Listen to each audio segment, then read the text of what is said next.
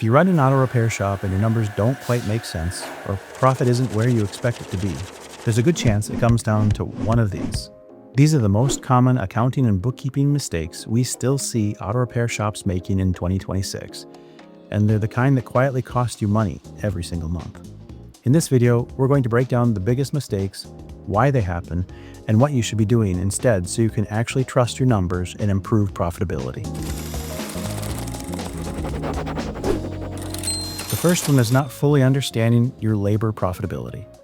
Most shops know what they're paying their technicians and what they're charging their customers, but they're not consistently tracking how those two actually compare. And this gets more complicated in 2026 because labor isn't just hourly pay anymore. You've got benefits, payroll taxes, and in some states, additional required programs that all factor into your true labor cost. So if you're not actively reviewing that relationship between what you're paying and what you're billing, it's very easy for your margins to slowly slip without realizing it. At a minimum, you should be regularly reviewing your effective labor rate and making sure it actually supports your cost structure. The second mistake is inconsistent or weak parts pricing. A lot of shop owners set their pricing based on what feels right or what they've always done, but they're not revisiting it or adjusting it based on actual data. The problem is, not every shop fits a standard pricing model. If you're working on higher-end vehicles or doing performance work, your parts costs are going to behave differently, and a generic matrix might not give you the margins you think it does. We've seen shops where simply adjusting their parts pricing structure based on real data made a noticeable difference in profitability. If your pricing hasn't been reviewed or refined in a while, there's almost always opportunity there. The third mistake is relying too heavily on your shop management software. Your software might show you a parts margin or a job profit, but that doesn't necessarily mean it reflects reality. There are often additional costs that don't get captured cleanly, things like delivery fees or vendor charges that still affect your true margin. And if your system isn't tied back to your actual financials and your bank activity, you can end up making decisions based on incomplete numbers. Your shop software is a tool, but it shouldn't replace reviewing real financial statements. The fourth mistake is using your bank balance as a measure of profitability. This is one of the most common ones we see, especially when things feel busy.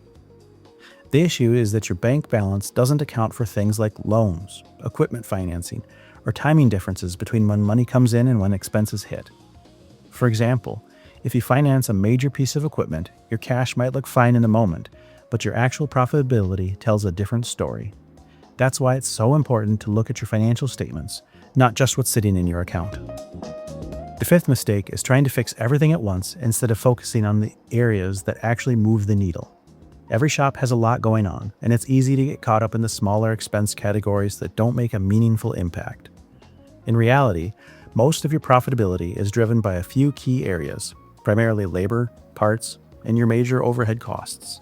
If those aren't dialed in, optimizing smaller expenses isn't going to fix the bigger problem.